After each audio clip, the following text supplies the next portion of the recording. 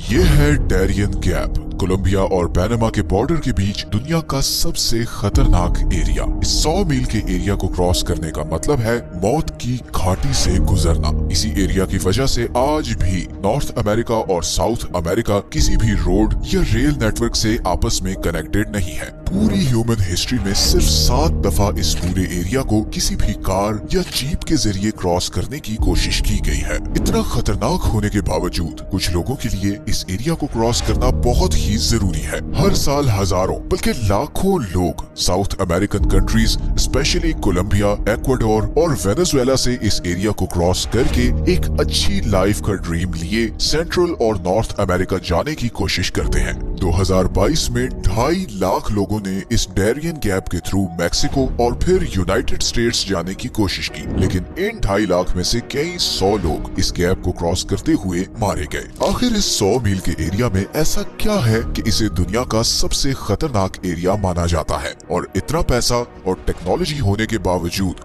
आज तक इस एरिया में रोड या रेल नेटवर्क बनाने की कोशिश क्यों नहीं की गई?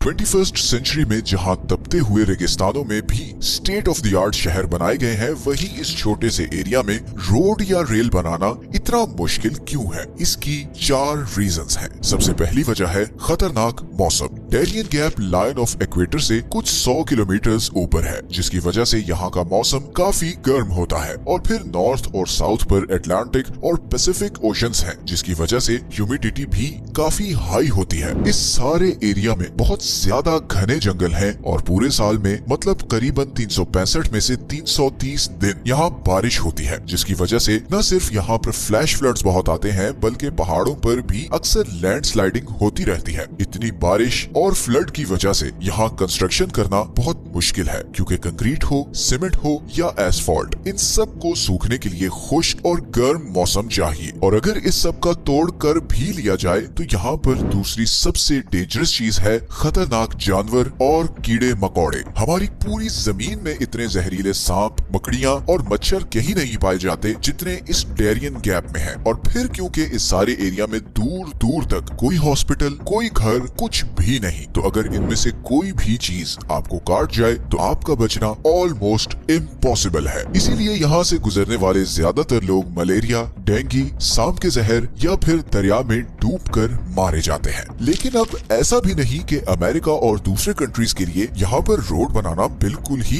इम्पॉसिबल है। हाँ, एक्सपेंसिव जरूर होगा, मुश्किल भी होगा, मगर इम्पॉसिबल नहीं है। तो फिर क्या वजह है कि यहाँ पर रोड या रेल बनाने की कोशिश ही नहीं की जाती? असल में कुछ कंट्रीज चाहते ही नहीं कि यहाँ पर कोई रोड या रेल नेटवर्क बने, खास तौर पर अमेरिका और पैनामा। दरअसल 19th सेंचुरी में पैनामा कोलंबिया का ही एक प्रोविंस होता था, मगर इसी डैरियन गैप की वजह से कोलंबिया के लिए पैनामा पर कंट्रोल रखना बहुत मुश्किल था। कोलंबियन गवर्नमेंट के लिए पैनामा से कनेक्टेड रहने का एक ही रूट था, और वो था समुद्र के थ्रू। इसी डिस्कनेक्शन का फायदा उठाते हुए पैनामा ने कोलंबिया से आजादी के लिए एक मूवमेंट शुरू की, और 20th सेंचुरी में इसी मूवमेंट में एक राइजिंग सुपर पावर ने बहुत ज्यादा इंटरेस्ट लेना शुरू किया, जिसका नाम था यूनाइटेड स्टेट्स ऑफ अमेरिका। दरअसल अमेरिका की पैनामा कैनाल में बहुत दिलचस्पी थी, और वो चाहता था कि इस कैनाल का कंट्रोल उसके पास हो, बिकॉज पैनामा कैनाल की कंस्ट्रक्शन से पहले ईस्टर्न और वेस्टर्न अमेरिका में ट्रेड बहुत मुश्किल था। सारी शिप्स को पूरा साउथ अमेरिका क्रॉस करके अमेरिका की वेस्टर्न या ईस्टर्न कोस्ट तक जाना पड़ता था। तो अमेरिका की ईस्टर्न और वेस्टर्न कोस्ट लाइन आपस में डिस्कनेक्टेड थी, और इसी का हल निकालने के लिए ये आर्टिफिशियल कैनाल बनाई गई, जिसके बाद अमेरिका की न सिर्फ ट्रेड शिप्स बल्कि नेवी भी अब बहुत ही आसानी से थोड़े दिनों में एक साइड से दूसरी साइड तक जा सकती थी। और उस वक्त ये कॉन्सेप्ट बहुत इंपॉर्टेंट था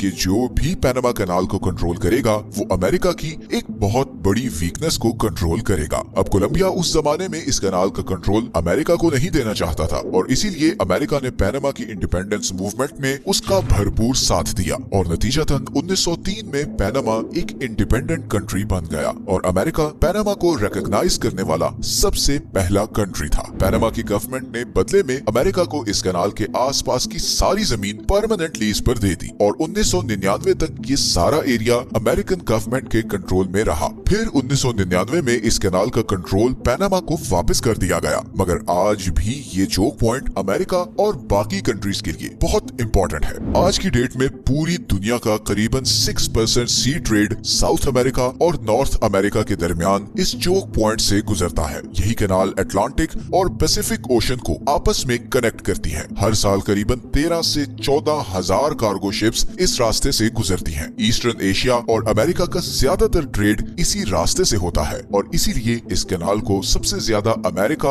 और चाइना यूज करते हैं। इसी तरह अमेरिका की वेस्टर्न कोस्ट को यूरोप, अफ्रीका और मिडिल ईस्ट से कनेक्ट करने का भी यही एक रास्ता है। अब अगर वापस डैरियन गैप पर आए तो ये कोलंबिया और पनामा के दरमियान है। वही कोलंबिया जो पिछले कई सालों से टर्नल वायलेंस और इंस्टेबिलिटी का शिकार रहा है और जहां की ड्रग माफिया पूरे साउथ अमेरिका में मशहूर है। पूरी दुनिया में सबसे ज्यादा कोकेन कोलंबिया में बनती है और ये सब यहाँ से सेंट्रल और नॉर्थ अमेरिका स्मगल होती है। लेकिन इस डैरियन गैप की वजह से ये स्मगलिंग करना काफी मुश्किल होता है और स्मगलर्स को सी रूट लेना पड़ता है, जहाँ पर पनामा के कोस्ट गार्ड्स अक्सर इन स्मगलर्स को पकड़ लेते हैं। अब इस सिचुएशन में अगर यहाँ पर रोड या रेल नेटवर्क बनाया जाता है तो अमेरिका को ये खदशा है कि कहीं कोलंबिया की ड्रग माफिया यहाँ से पनामा में पहुंचकर पनामा कैनाल को डैमेज ना कर दे। और सिर्फ यही नहीं बल्कि उनको फिर यहाँ से मैक्सिको और अमेरिका तक ड्रग्स पहुँचाना भी बहुत आसान हो जाएगा। इसीलिए अगर पनामा और कोलंबिया की गवर्नमेंट यहाँ पर कोई रेल रोड नेटवर्क बनाने का एग्रीमेंट कर भी ले तो अमेरिका यहाँ पर किसी भी तरह की डेवलपमेंट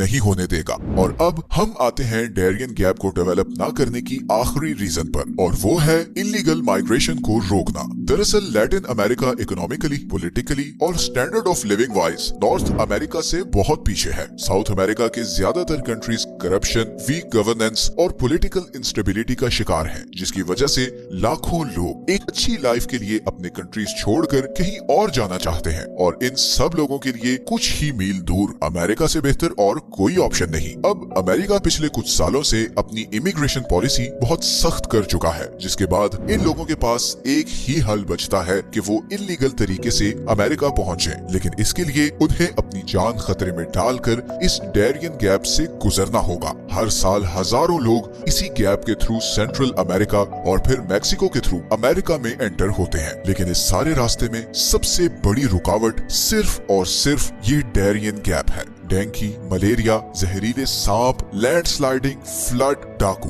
10 दिन के इस सफर में आपको इन सब चीजों से गुजरना पड़ता है और बदकिस्मती की बात यह है कि इतने खतरनाक रास्ते के बावजूद हर साल इस गैप को क्रॉस करने वालों के नंबर्स में मुसलसल इजाफा होता जा रहा है। गरीबी और भूख से तंग लोगों के पास और कोई चॉइस बचती ही नहीं। कितने ही लोग इस सफर में मारे जाते हैं और जो बच भी जाते हैं उनमें से ज्यादातर साइकोलॉजिकली डैमेज हो चुके होते हैं। भूख भी इंसान से क्या क्या करवा देती है। इन्हीं गरीब लोगों को अमेरिका तक पहुंचने से रोकने के लिए इस डैरियन गैप में कोई रेल रोड नेटवर्क नहीं बनाया जाता और शायद आगे आने वाले कई सालों में ऐसा ही रहेगा। साउथ अमेरिका और नॉर्थ अमेरिका में इतना डिफरेंस क्यों है? जहां एक दुनिया की नंबर 1 इकोनॉमी है, वहीं बाकी कंट्रीज गरीबी और भूख के दलदल में क्यों धंसे हुए हैं? इस टॉपिक पर हम बहुत जल्द एक वीडियो बनाएंगे।